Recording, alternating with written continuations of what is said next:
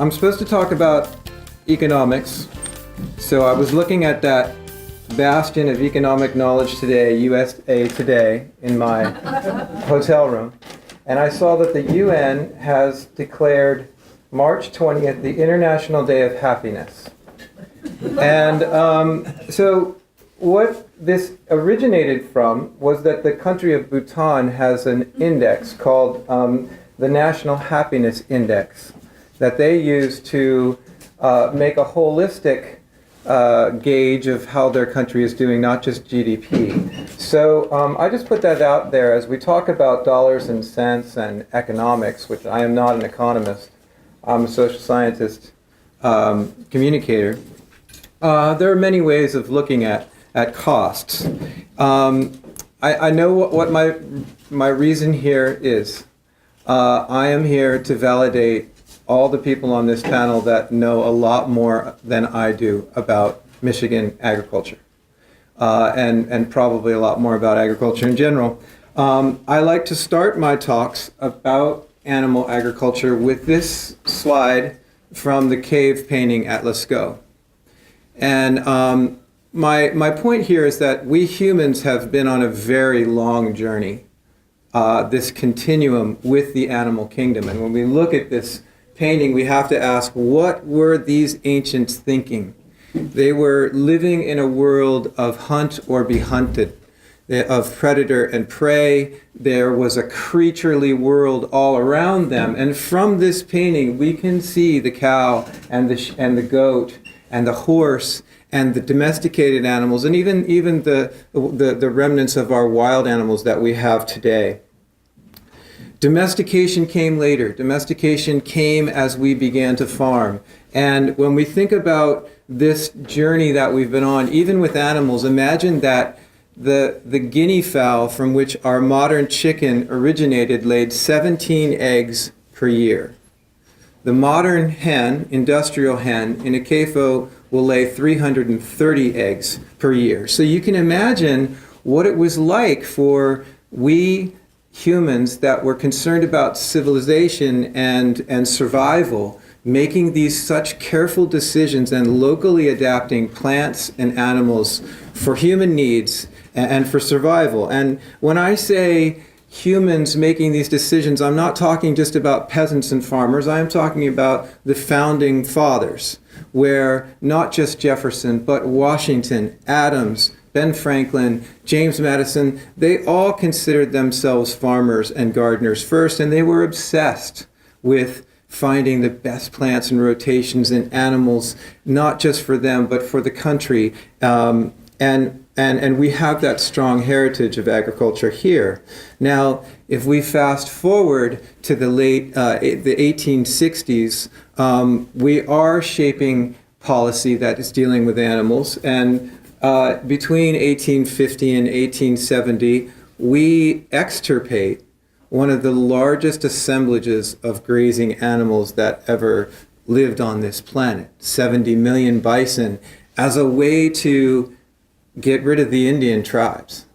And possibly one of the most tragic and disastrous policies that we ever made, because it facilitated the plowing of the prairie and the origins of what we have right now. So if we go forward again to post-World War II, we have a policy where we decide that, if you're going to be a farmer, you have to be an industrial farmer. And that means being very big. And another beginning that we had, that we were able to do, and we did this as a culture. We had antibiotics that helped us to keep animals in confinement. We had vitamin D that kept animals alive without sunshine in windowless barns so that we could raise them all year long. And we had these transportation systems that allowed us to move, feed, and animals around. We begin the urbanization of agriculture. The decreaturization, if such a word exists, taking the creatures off the land. In fact, taking the farmers off the land, and we did it with just every species as the decades wore on. We learned how to raise 2,500 hogs in a single building, where the air is continuously sucked out and put back in, where the hooved animals never touch the ground, snouted animals never really get to explore the world with their snout, where 30,000 chickens grow from chick to broiler in 7 weeks' time. Cattle, we do it to dairy, we do it to just about every animal we can. And again, this is a feeding operation. And the real differentiation, the real launching off here in this idea is that the animals don't necessarily have to eat the diets they're accustomed to. We breed these industrial animals that grow really intensively fast, and they have they're very prolific, and they're basically little protein factories. The problem is that these operations get bigger and bigger. So CAFO is an EPA definition. It basically deals with how many animals are on a certain area with what kind of waste storage system, and where it's cited. And CAFO was a definition that came out of the Clean Water Act. It was introduced by Republican Bob Dole in the 1970s because it suddenly became alarming what pollution problems these factory farms were contributing to our waterways. In the case of poultry manure, I just put this up here because I like to just give this little fact that since around the 40s, we've been feeding poultry manure to cattle as a feed supplement because we found that they'll eat it if it's mixed in their feed, and it helps them gain weight. And it's cheap, and these big poultry operations have to get rid of it. What's not very super commonly known is that we do feed cattle parts to chickens. We also feed arsenic to chickens to clean their gut out. And it all goes back into this waste system that then is closed in the bovine feeding cycle. Waste is often stored in large, wet pit lagoons, and unfortunately, waste is being made all the time, not just when it's convenient for farmers to apply to their fields. And with such high concentrations of animals, waste becomes a real problem. Here you see the spraying of CAFO waste from a pig operation in North Carolina right near a creek drainage.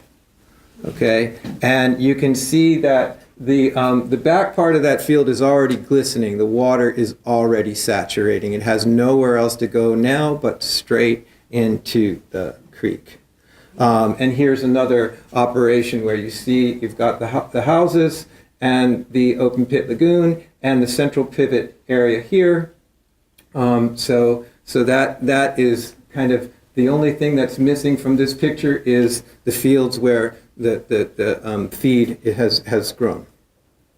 And Mother Nature is out there, and inevitably we have rain. We have rain in across the wherever CAFOs really are located, and we get runoff into our waterways that we depend on for wells, drinking water, for the whole ecosystem that exists inside a farming area. And in the case of eastern North Carolina, we have CAFOs located on in Hurricane Alley, where every 7 or 8 years we get a tropical storm which just overwhelms this state, which has been given over to hog and poultry production. And here you see not just the waste, but the animals themselves have been overwhelmed by water.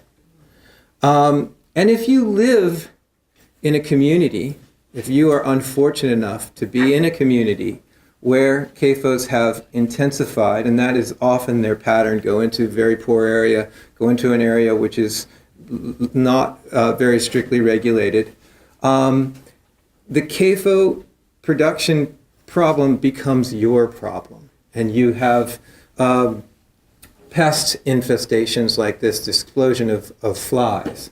And you've got what is often referred to as odor, which is just an atmosphere which is toxic, where you can't even go outside of your house on certain days, and you can become a prisoner in your home.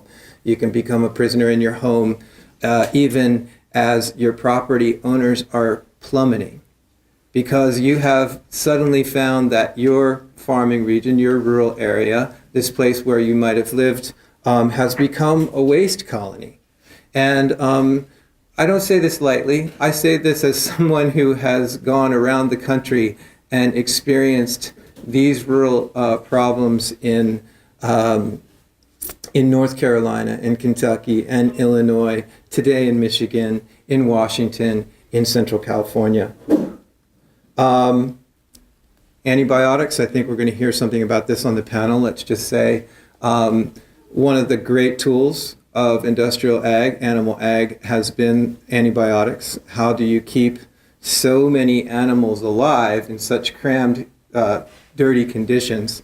And it's basically with small doses of antibiotics. And it's not necessarily, we're not overdosing animals, we're underdosing animals. And as we put out small doses of antibiotics regularly, we select for bacteria that are resistant to those antibiotics. And we use, for the most part, the same antibiotics that we use in human medicine. So we're essentially selecting for bugs that our human medicines can't defend us against, like MRSA. We've got ethical conundrums. This is the gestation crate. The gestation crate is used to confine a sow. And we're going to hear from a sow farmer in a bit. Let's just say that the sow, for its 4.5-month pregnancy, does not move around. It is confined, as Temple Grandin would say. It's like being stuck in the middle seat in a jumbo jet, but you can never get out.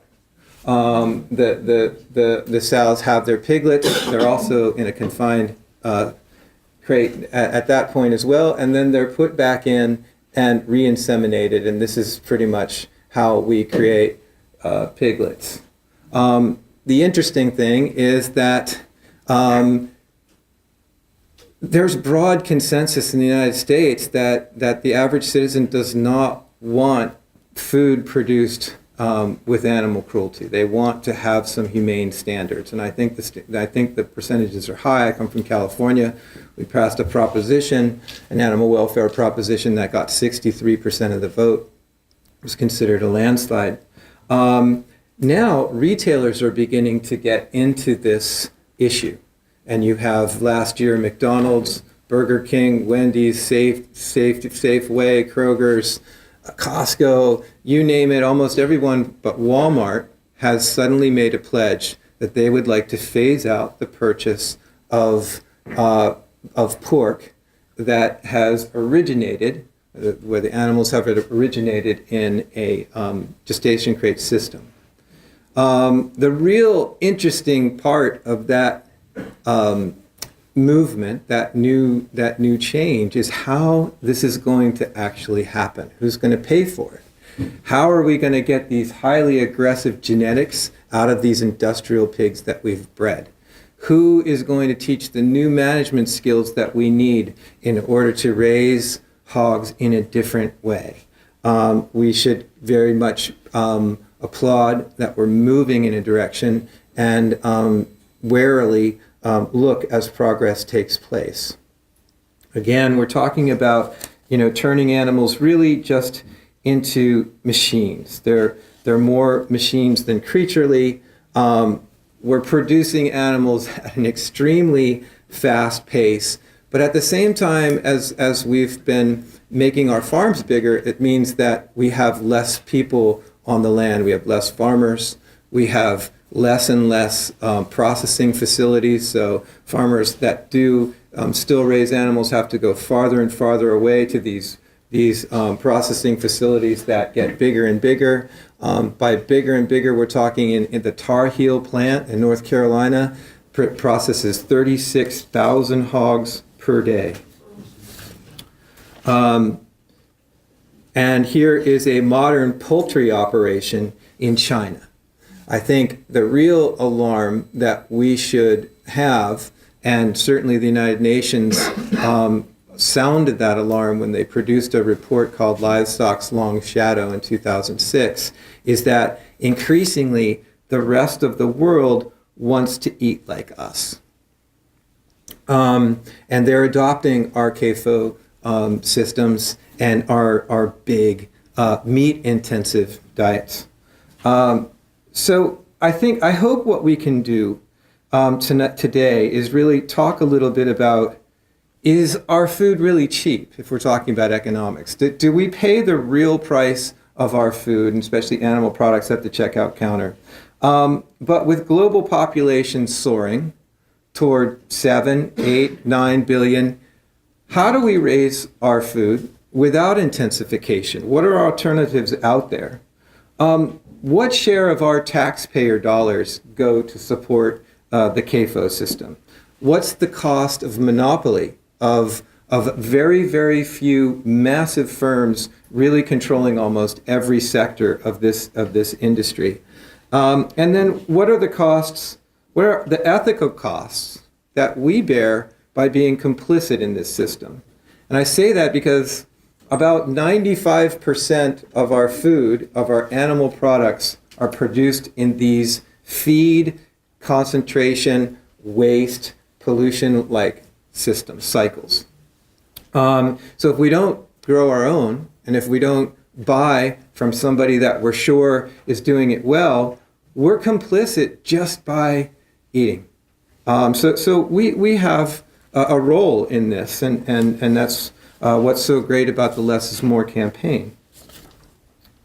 I think people always wanted me to talk about the Farm Bill. It's already 7:25, and I don't want to put anybody to sleep. Let's suffice it to say, because we're going to hear a little bit more about it, that the Farm Bill started in the 30s.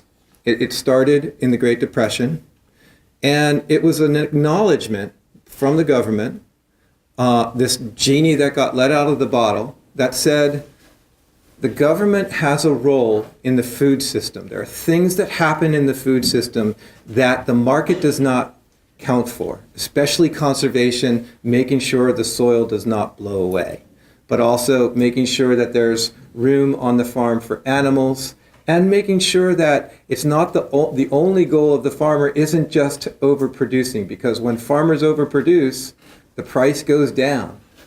Right, the more they produce, the more the price drops, and they can never really get ahead. So the Farm Bill is really there to make sure farmers have credit, and they have research, and they have tools to do their job. They have incentives to take care of the land so they can pass to the next generation without the soil blowing away, and also to make sure that Americans are fed. The CAFO industry is a huge, huge beneficiary of Farm Bill dollars. First in feed, the commodity payments and the crop insurance payments and a whole network of payments that encourage growers of corn, cotton, because cotton seeds a feed, soybeans, to grow as much as they can. The more they grow, the better the price for the animal feeding operations that are buying those crops. And then also the EQIP program that was referred to earlier. And the EQIP program is in the conservation part of the Farm Bill. It started in 1996 as a program to help small landowners that raised animals or that were adjacent environmentally sensitive areas, especially waterways that would go into a water supply, for example. But in 2002, and CAFOs were not allowed in that early 1996 pilot program. It was specifically for small farmers, for small operators. In 2002, that changed. The industry was able to insert that CAFOs were eligible for conservation dollars to deal with their waste management issues. So these industrial operations basically were getting a free ride, and oftentimes quite considerable amounts of money to build lagoons, to build drainages, to set up spray operations, to basically deal with this increasing waste problem that's overwhelming communities.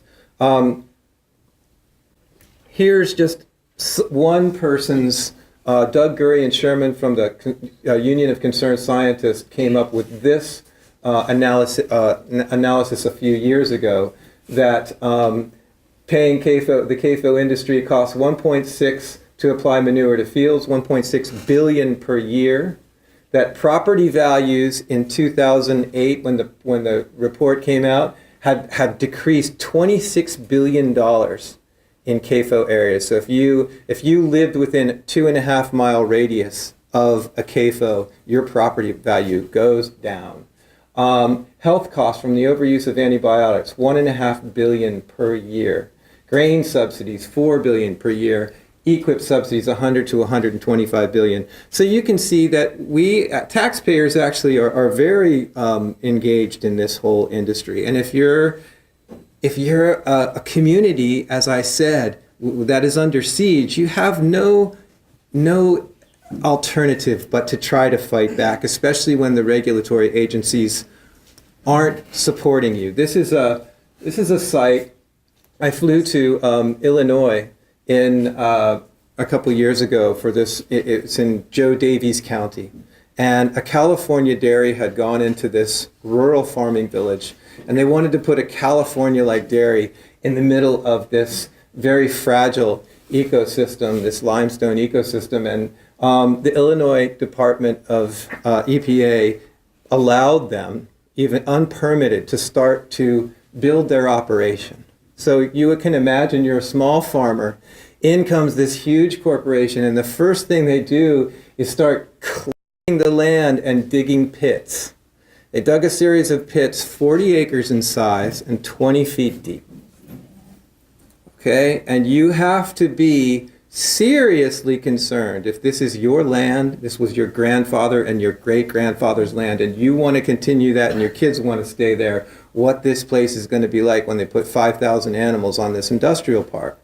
Luckily, they turned themselves into citizen scientists, like engaged citizens do in counties around the country, and they caught them discharging into the Applegate River.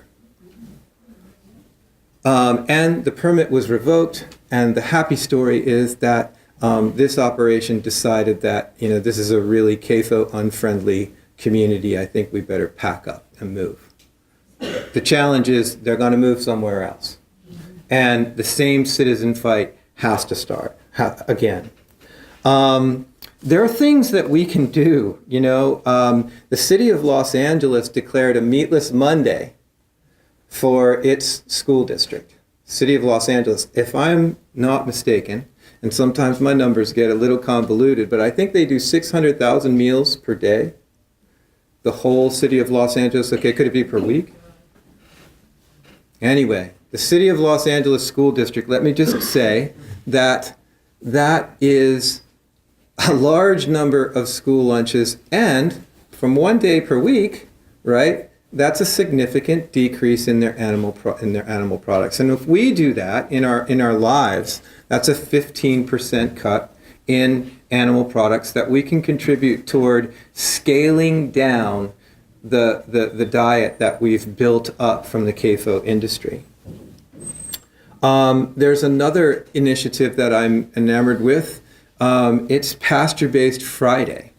And the Oregon Friends of Family Farmers have just initiated it. So imagine, of course, getting the alternative often costs a lot. People can't do it. But if you did it every Friday and you got organic eggs or, organic cheese or some beautiful pasture-raised product, you can do that once a week. And again, that's adding 15% of the right kinds of animal products that you might want to put in your food system.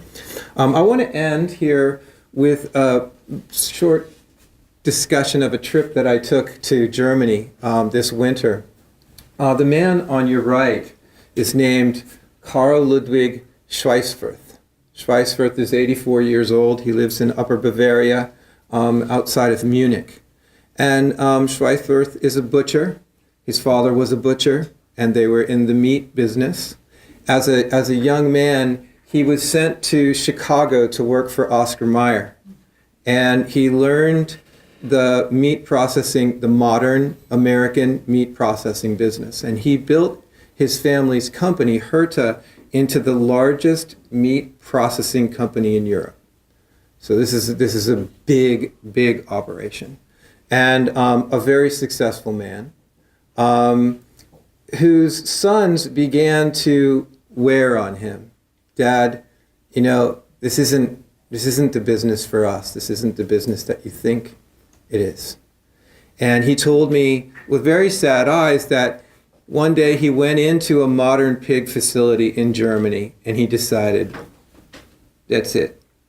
Went home, told his wife, we're selling the business and we're starting over. And this was in 1984. And they bought a beautiful farm outside of Bavaria, and they started to brew beer, grow grain, make bread. They got a restaurant. And Carl did what he really wanted to do, which was raise animals.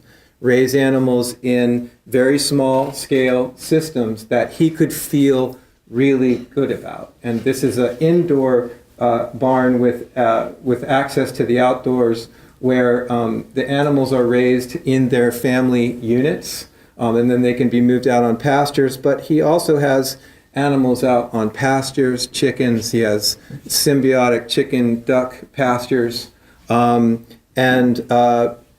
smaller paddocks where you can see the pigs are happily rooting around even in the wintertime. And then he got to do what he really wanted to do, which was build a modern meat processing facility that he felt very good about. And when you walked with him through his operation, he couldn't have been prouder about what this meant to the community, the jobs that were provided.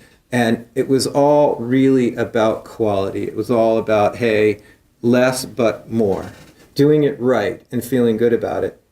And he took us to these curing caves where they had these amazing hams and sausages, and then to the restaurant, and the whole circle was closed. And you may ask, you may say, well, hey, you know, yeah, he was one of the richest guys in Europe, so of course he could do that. But when you talk to him and when you pin him down, he will tell you, this is not a fad of some wealthy, eccentric person, but this is the future of where we have to go if food is going to be sustainable, because I've done it both ways. Aldo Leopold said that, you know, if it looks wrong, then it probably is wrong. So here's a photo of an operation in Wisconsin, not too far from here. And it's actually two sides of the same hill. One is a pasture-based operation run by Art Ticky, and the other is a grain operation that is still benefiting from some of the conservation tillage programs that came out of the Farm Bill. So you can see they've got their strips, their erosion strips. But you have to ask yourself, which farm really fits the land? And which farm really truly accommodates the animals that are there on it? And this is a medium-sized, highly successful operation with no outputs. Okay, there are really truly only inputs in this system. Leopold said, I leave you with a few words. He talked about biotic farming, where native flora and fauna lose acreage without losing existence. Okay, so that means if we go back to that picture of Lascaux, the creatures have not gone away. The creatures are still there, and they're very much alive on our farms. Prince Charles recently called sustainable agriculture, he defined it as agriculture that does not exceed the carrying capacity of the local ecosystem, and it recognizes the soil as the planet's most vital resource. I look forward to the discussion. Thanks a lot, and Sabbath. That's all I have to say. Thank you, Dan, very much.